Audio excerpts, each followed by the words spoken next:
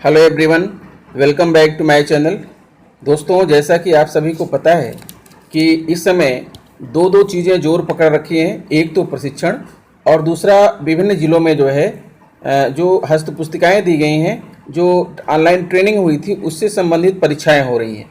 कहीं पर ध्यानाकर्षण से परीक्षा हो रही है, कहीं आधारशिला पर हो रही है और कहीं शिक्षण संग्रह पर हो रही है, कहीं प्रेरणा तालिका, प्रेरणा सूची और प्रेरणा लक्ष्य से मिला जुला करके परीक्षाएं हो रही हैं। तो दोस्तों जो है हमें इसके लिए तैयार रहना पड़ेगा। आज इस वीडियो में मैं आपके लिए लेकर आया हूँ, ऐसी ही एक परीक्षा हुई है बुलंदशहर में ध्यानाकर्षण की, प्रयागराज में आधारशिला की और उन्नाव में शिक्षण संग्रह की हुई है। बरेली में तो मिला जुला रूप रहा है। तो दोस्तों, मैंने कुछ पिछली वीडियोज़ भी बनाई हैं जिसमें अलग अलग ज़िलों की अलग अलग परीक्षाएँ जो है हुई हैं। तो मैं उनका लिंक जो है आपको इस वीडियो में दे दूंगा। अगर आपको आधारशिला या शिक्षण संग्रह से संबंधी वीडियोस देखनी है तो मैं उसका लिंक दे दूंगा। अभी मैं आपके सामने 25 MCQs लेकर के आ रहा हूं जो कि बुलंदशहर में ध्यानाकर्षण से संबंधित प्रश्न पूछा गया था और ये प्रश्न बहुत ही इंपॉर्टेंट हैं, बहुत ही उम्दा किस्म के हैं। आप इनको ध्यान से देखिएगा क्योंकि ये दिमाग चकरा देने वाले हैं, सामान्य जानकारी से थोड़ा अलग हट करके हैं और ये पूरा का पूरा जो है ध्यानाकर्षण मॉड्यूल पर बेस्ड है। ध्यान आकर्षण मॉड्यूल का अगर आपने गहन अध्ययन किया है तभी आप इन प्रश्नों का उत्तर दे पाएंगे। तो आइए दोस्तों, हम प्रश्नों को शुरू करें। इसके पहले आपसे एक आग्रह है कि अगर आप मेरे चैनल पर नए हैं तो प्लीज़ चैनल को सब्सक्राइब कर लीजिए, बेल आइकन को प्रेस कर दीजिए और दूसरे मित्रों को इसे शेयर भी कीजिएगा। तो आइए हम आपको दिखाते हैं कि क्या प्रश्न वहाँ पर पूछे गए। दोस्तों ध्यान दीजिएगा, ये प्रश्न आपके सामने आ रहे हैं। मैं आपको बताना चाहूँगा कि आजकल हो क्या रहा है कि परीक्षाएँ जहाँ भी हो रही हैं, जिस भी जनपद में हो रही हैं, वो सिर्फ 1 घंटे के लिए लिंक प्रोवाइड करते हैं। 1 घंटे के बाद फिर वो क्लोज कर देते हैं और गूगल फॉर्म फिर रिस्पांस नहीं लेता है, फिर आप उस लिंक का प्रयोग भी नहीं कर सकते हैं। तो अब प्रश्नों को प्राप्त कर पाना थोड़ा सा कठिन सा हो रहा है, बड़ी मुश्किल से ऐसे प्रश्न जो है मिल पा रहे हैं। तो दोस्तों देखिए, मैंने जो है उन्हीं प्रश्नों को कलेक्शन करके जो है अपनी खुद की जो है गूगल लिंक यहाँ पर क्रिएट किया है और गूगल फॉर्म बनाया है। आइए हम आपको दिखाते हैं कि किस तरह के वहाँ पर प्रश्न जो है पूछे गए। देखिए, ध्यान दीजिएगा, पहला प्रश्न आपकी स्क्रीन पर दिख रहा है कि ध्यान आकर्षण शिविर में किस समूह के विद्यार्थी शामिल होंगे। ध्यान आकर्षण शिविर में किस समूह के विद्यार्थी शामिल होंगे। आपको पता है कि ध्यान आकर्षण शिविर के लिए पहले तो हम आरंभिक परीक्षण प्रपत्र बनाएंगे और उसके आधार पर बच्चों के 3 समूह बनेंगे, A, B और C। तो जो A समूह का होगा उसे ध्यानाकर्षण शिविर की जरूरत नहीं है, लेकिन B और C समूह के जो बच्चे होंगे उन्हें ध्यानाकर्षण शिविर की जरूरत है। और जैसे जैसे जो शिविर A में आगे बढ़ते जाएंगे उनको हम अगले शिविर में पहुंचाते जाएंगे, C को B और B को A में। तो इस क्रम में ये आगे बढ़ते जाएंगे। तो यहाँ पर जो आपका आंसर होगा वो तीसरा विकल्प है, यानी कि B और C यहाँ पर सही है। फिर आगे देखिए, आप यहाँ पर ध्यान दीजिएगा, कुछ प्रश्न तो आपको ईजी लगेंगे, कुछ अभी आपको कठिन लगेंगे। प्रश्न 2 है, कक्षा शिक्षण हेतु ध्यानाकर्षण मॉड्यूल में कितनी तकनीकों के बारे में बताया गया है। तो ये तो आप बहुत पहले से जानते आ रहे हैं कि कुल 18 तकनीकें दी गई हैं, लेकिन ये तकनीकें बहुत ही जरूरी हैं। इन तकनीकों पर जो है आधारित शिक्षण योजनाएं भी बनी हुई हैं। आप ध्यानाकर्षण मॉड्यूल को ध्यान से पढ़ लीजिए। तो कुल 18 तकनीकें हैं, यानी कि यहाँ पर आपका जो ये ऑप्शन है, ऑप्शन नंबर 3, ये सही है।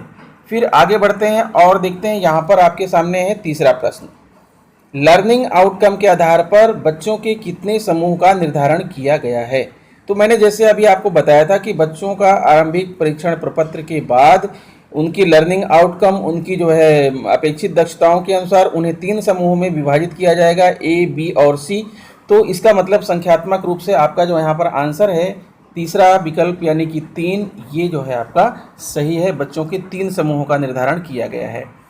फिर नेक्स्ट क्वेश्चन है, लर्निंग गैप क्या है। ये पहले भी परीक्षाओं में पूछे जा चुके हैं। लर्निंग गैप आपको पता है कि लर्निंग गैप क्या होता है, यानी जो है expected outcome minus actual outcome, अपेक्षित दक्षताएं माइनस वास्तविक दक्षताएं। अपेक्षित दक्षताओं में से अगर आप वास्तविक दक्षताओं को घटा देते हैं तो जो बचता है वही कहलाता है लर्निंग गैप। तो यहाँ पर जो है आपका ऑप्शन नंबर 2 में ऐसा दिख रहा है, expected outcome minus actual outcome, यानी कि ऑप्शन नंबर 2 जो है आपका यहाँ पर राइट है, सही है। फिर आते हैं अगले प्रश्न में, यदि कक्षा 8 के बच्चे का आधारभूत आकलन का प्रपत्र बनाना है तो किस स्तर के प्रश्न दिए जाएंगे। तो जब आप आधारशिला मॉड्यूल ध्यानाकर्षण मॉड्यूल खोलेंगे तो दूसरे तीसरे पेज पर ही आपको दिख जाएगा जो है कि वहाँ पर लिखा हुआ है कक्षा 8 के लिए जब प्रपत्र बनाएंगे तो उसमें प्रश्नों का जो स्तर होगा वो कक्षा 1 से लेकर 7 तक का स्तर होगा, कक्षा 1 से 7 तक का, यानी ऑप्शन यहाँ पर आपका 3rd सही है। फिर अगला आता है, आरंभिक परीक्षण प्रपत्र में कितने प्रकार के प्रश्न शामिल होंगे। यहाँ पर जो है ये क्वेश्चन थोड़ा सा आपको कंफ्यूज करेगा। आपने जो है सिंपली पढ़ा होगा कि दो तरह के प्रश्न आते हैं, वस्तुनिष्ठ और आत्मनिष्ठ। लेकिन आपको ध्यान रखना हो, ये तो दो मेन टाइप के क्वेश्चन हो गए, लेकिन उसमें 4 तरह के प्रश्न शामिल हैं। और वो 4 तरह के प्रश्न क्या क्या हैं? ज्ञानात्मक, बोधात्मक, अनुप्रयोगात्मक और तर्कात्मक, यानी 4 तरह के प्रश्न हैं। ध्यान दीजिएगा, ज्ञानात्मक, बोधात्मक, अनुप्रयोगात्मक और तर्कात्मक। इसके साथ साथ उनका परसेंटेज भी अलग अलग है। जैसे जो है ज्ञानात्मक का 20% है, बोधात्मक का 50%, अनुप्रयोगात्मक का 20% और तर्कात्मक का जो है 10% प्रश्न जो है शामिल होंगे। तो इस तरह से प्रश्न कितने प्रकार के हो गए? कुल 4 प्रकार के हो गए, यानी पहला ऑप्शन यहाँ पर सही है। फिर अगला प्रश्न आप देख सकते हैं कि ध्यानाकर्षण शिविर के उपरांत क्या अलग से कक्षा लगाई जाएगी। तो सीधा सीधा साफ साफ यहाँ पर लिखा हुआ है ध्यानाकर्षण मॉड्यूल में कि ध्यानाकर्षण शिविर के उपरांत अलग से कोई कक्षा नहीं लगाई जाएगी, क्योंकि अलग से कक्षा लगाई जाएगी तो बच्चों के अंदर हीन भावना का जन्म होगा। इसलिए एक ही कक्षा में ध्यानाकर्षण शिविर भी साथ साथ सब चलता रहेगा। ठीक है, अलग से कोई कक्षा नहीं लगाई जाएगी। तो इसका आंसर हो जाएगा तो मित्रों नहीं। चलिए आगे बढ़ते हैं और अगला प्रश्न देखिए, 8वां प्रश्न आपकी स्क्रीन पर है। ध्यानाकर्षण शिविर हेतु समय सारणी किस भाग में दी गई है। जो ध्यानाकर्षण शिविर हेतु समय सारणी है वो ध्यानाकर्षण की जो है आखिरी भाग परिशिष्ट नंबर 5 पर दी गई है। आखिरी भाग यानी ध्यानाकर्षण में जो है वो चौथे भाग पर दी गई है, यानी यहाँ पर आपका आंसर भाग 4 सही है और परिशिष्ट नंबर उसका 5 है। फिर आगे बढ़ते हैं, क्वेश्चन नंबर 9। बच्चे स्वयं करके सीखें, इसके लिए आप किस तकनीक का उपयोग करेंगे। तो यहाँ पर है शिक्षण अधिगम सामग्री का उपयोग, कक्षा प्रबंधन, रोचक प्रस्तावना, संसाधनों से पूर्ण कक्षा कक्ष का वातावरण। तो दोस्तों ये बात किस तकनीक के अंदर आएगी आपको ये ध्यानाकर्षण में देखना होगा, लेकिन मैं आपको बताना चाहूँगा कि ये बात लिखी हुई है शिक्षण अधिगम सामग्री का उपयोग। इस तकनीक में जो है बच्चे स्वयं करके सीखने का अवसर होता है। तो यहाँ पहला ऑप्शन आपका सही है, शिक्षण अधिगम सामग्री का उपयोग। फिर आता है क्वेश्चन नंबर 10 आपके सामने आ रहा है। आकलन प्रपत्र का प्रश्न शिक्षक बच्चों को पढ़कर सुनाएंगे, सही या गलत। तो मैं आपको बताना चाहूँगा कि ऐसा कुछ भी नहीं करेंगे। शिक्षक जो है आकलन प्रपत्र का जो प्रश्न है वो बच्चों को पढ़कर नहीं सुनाएंगे, क्योंकि यहाँ भी बच्चों का आकलन किया जा रहा है कि क्या बच्चे प्रश्न पत्र को पढ़ पा रहे हैं या समझ पा रहे हैं या नहीं समझ पा रहे हैं। तो यहाँ पर जो है जो आपका प्रश्न कह रहा है कि आकलन प्रपत्र का प्रश्न शिक्षक बच्चों को पढ़कर सुनाएंगे, ये सही नहीं है, ये गलत धारणा है और ये गलत चीज़ें हैं। यहाँ पर ऐसा ध्यानाकर्षण में ऐसा नहीं कहा गया है। बच्चे संज्ञा शब्द को पहचानते हैं, यह उदाहरण किस तकनीक को बेहतर ढंग से समझने के लिए दिया गया है। यहाँ 4 तकनीकें दी गई हैं, सीखने के लिए बातचीत, रोचक प्रस्तावना, संसाधनों से पूर्ण कक्षा कक्ष का वातावरण, शिक्षण अधिगम सामग्री का उपयोग। तो दोस्तों जब आप इस तकनीक में जाएंगे संसाधनों से पूर्ण कक्षा कक्ष का वातावरण, तो वहां पर आपको मिलेगा बच्चे संज्ञा शब्द को पहचानते हैं। ठीक है, तो यहाँ पर आपका ऑप्शन होगा ऑप्शन नंबर 3 यहाँ पर आपका सही है। चलिए अगला प्रश्न देखते हैं। आरंभिक परीक्षण प्रपत्र में बोधात्मक प्रश्नों का कितना प्रतिशत होता है। अभी अभी मैंने आपको बताया था कि 4 तरह के आरंभिक परीक्षण प्रपत्र में 4 तरह के प्रश्न होंगे, जिसमें आपका होगा ज्ञानात्मक, बोधात्मक, अनुप्रयोगात्मक और तर्कात्मक। ज्ञानात्मक का जो है 20%, बोधात्मक का 50%, अनुप्रयोगात्मक का 20% और तर्कात्मक का 10% होता है। तो आपका यहाँ पर राइट आंसर होगा 50%, यानी तीसरा विकल्प यहाँ पर सही है। फिर अगला प्रश्न आता है, बच्चे बोडमास सूत्र का प्रयोग कर लेते हैं, यह किस कक्षा का प्रमुख अधिगम परिणाम है। तो जब आप ध्यान आकर्षण पढ़ेंगे तो आपको ऐसी चीज़ें 2 जगह मिलेंगी। एक जगह लिखा जाएगा कक्षा 4 के जो बच्चे हैं वो जो है भाग गुणा जोड़ घटाना कर लेते हैं। तो भाग गुणा जोड़ घटाना जो मिश्रित संक्रियाएं हैं ये कक्षा 4 का अंग भी है, लेकिन बोडमास में ब्रैकेट और ऑफ भी आ जाता है, तो ये 2 चीज़ें और शामिल हैं। तो ऐसी चीज़ें जो है आपको मिलेंगी जब आप ध्यानाकर्षण शिविर के आखिरी पन्नों में देखें जहां पर शिक्षण अधिगम परिणाम दिया हुआ है, तो उसके आधार पर ये कक्षा 6 का अधिगम परिणाम है, यानी इसका राइट आंसर होगा ऑप्शन नंबर आपका 3। फिर आगे बढ़ते हैं। एक आदर्श कक्षा में शिक्षक की क्रियाशीलता कितनी होनी चाहिए। लगभग 5 मिनट, 10 मिनट, 30 मिनट, 15 मिनट। तो मैं आपको दोस्तों बताना चाहूँगा कि जो एक आदर्श कक्षा में शिक्षक की जो क्रियाशीलता है वो जो है लगभग 5 से 10% के बीच दिया गया है, यानी कि 5 मिनट होनी चाहिए। बच्चों की क्रियाशीलता 30 मिनट, उसके बाद शिक्षक और बच्चों दोनों की साथ साथ क्रियाशीलता 5 मिनट, लगभग 40 मिनट के क्लास में। तो इस प्रश्न का राइट आंसर है आपका पहला विकल्प, यानी लगभग 5 मिनट। फिर आगे बढ़ते हैं। 15वां क्वेश्चन आपके सामने दिख रहा है कि ध्यानाकर्षण शिविर की अवधि कितने दिन की है। तो ये तो बड़ा सिंपल सा क्वेश्चन है। इसका राइट आंसर है 50 दिन, यानी ऑप्शन नंबर यहाँ पर 3 सही है। आरंभिक परीक्षण प्रपत्र कौन तैयार करेगा। अब यहाँ पर एक क्वेश्चन है, पहले ये हो रहा था कि ये सारी चीजें जो है आ रही हैं परियोजना कार्यालय से, लेकिन अभी पता चल रहा है कि ये सारी चीजें आ नहीं रही बल्कि तैयार करना होगा। तो इनमें से कौन तैयार करेगा। शिक्षक करेंगे, एआरपी करेंगे, एसआरजी करेंगे, या कोई और एक ऑप्शन ले सकते हैं प्रधानाध्यापक। तो दोस्तों बताना चाहूँगा कि आरंभिक परीक्षण प्रपत्र जो है वो शिक्षक तैयार करेंगे। इसका पहला ऑप्शन आपका राइट है। फिर है कक्षा प्रबंधन व बैठक व्यवस्था के निम्न में से कौन सा लाभ नहीं है। ठीक है, ये आपको ढूंढना है कि इनमें से कौन सा लाभ नहीं है, क्योंकि बाकी सब तो हैं, कोई एक ऐसा है जो कि कक्षा प्रबंधन व बैठक व्यवस्था में से लाभ नहीं है। तो पहला है शर्मीले बच्चों को सीखने में मदद मिलेगी, ये भी सही है। शिक्षक कक्षा के सभी बच्चों पर ध्यान रख पाएंगे, ये भी सही है। विभिन्न क्षमता वाले बच्चे आपस में एक दूसरे से सीखेंगे, ये भी सही है। लेकिन बच्चे उत्साहित होकर सीखने की प्रक्रिया में शामिल होंगे, ये कक्षा प्रबंधन व बैठक व्यवस्था तकनीक का हिस्सा नहीं है। ये संसाधनों से पूर्ण कक्षा का वातावरण उसका हिस्सा है। तो यहाँ पर आपका ये चौथा विकल्प आपका सही है, बच्चे उत्साहित होकर सीखने की प्रक्रिया में शामिल होंगे।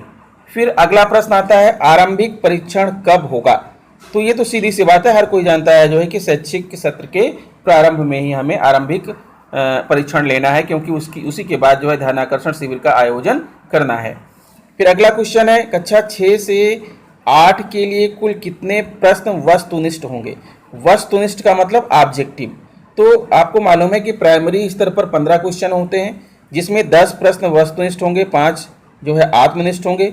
और जूनियर कक्षाओं में जो है कुल 25 प्रश्न होंगे, और 25 में से 20 प्रश्न जो होंगे वो वस्तुनिष्ठ होंगे और 5 प्रश्न जो होंगे आत्मनिष्ठ होंगे। तो यहाँ पर आपका चौथा विकल्प सही है, ये आपका राइट है चौथा।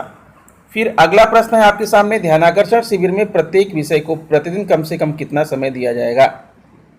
तो दोस्तों यहाँ हम जो भी प्रश्न दे रहे हैं, जो भी प्रश्न बनाए गए हैं, वो ध्यानाकर्षण मॉड्यूल को ध्यान में रखकर बनाए गए हैं।